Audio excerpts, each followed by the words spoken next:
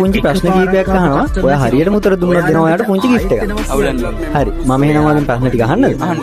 මට කියන්නකෝ එතකොට ඔයා ජීවිතේ වැඩිපුරම සතුටින් හිටපු දවසක වද්දි කියලා. අම්මා මට ගොඩක් ආදරේ කරපු දවසක්. චා අම්මට ආදරේ රත්තරන් කොල්ලෙක් නෙමෙයි. ඉතින් මට කියන්නකෝ ඔයා ජීවිතේ වැඩිපුරම දුකින් හිටපු දවසක වද්දි කියලා. අම්මා මාව මේ ලෝකෙන් දාලා ගිහපු දවසක්. මටත් ඇත්තටම ගොඩක් දුකයි මල්ලි. ඔයා කැමති නම් ඔයා කැමතිද අපිත් එක්ක ඒ දුක පොඩ්ඩකට බෙදා ගන්න? ඉතින් මටත් කියන්නකෝ ඒ කතාව මොකද්ද කියලා. අපේ අම්මට පිළිකාවක් තිබ්බයි. අපේ අම්මා නැති වෙනකම්ම මට ඒක කිව්වේ නෑ. අම්මා මට එච්චරටම ආදරේ කරා. ඒ වුණාට මම අම්මා කියපු කිසිම දෙයක් ඇහුවේ නෑ. මං හරිම මුරණ්ඩු ළමෙක් වෙලා හිටියේ.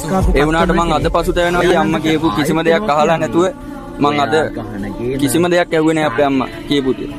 ඒ වුණාට මට ඕනුනේ අපේ අම්මට දෙයක් කරගන්න. ඒ වුණාට අපේ අම්මා නැති වුණාට පස්සේ තමයි තේරුනේ මං කොච්චර අසරණ වුණාද කියලා. මට ඕනුනේ අම්මට දෙයක් කරලා අම්මව රජිනක් වගේ බලා ගන්න. ඒ වුණාට මට ඒක කරගන්න බැරි වුණා අයියේ.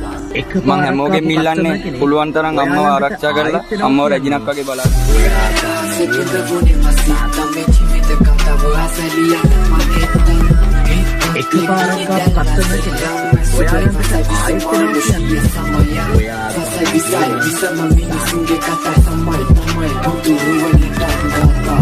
එකපාරක් ආපු කස්ටමර් කෙනෙක් ඔයා ළඟට ආයෙත් එනවා.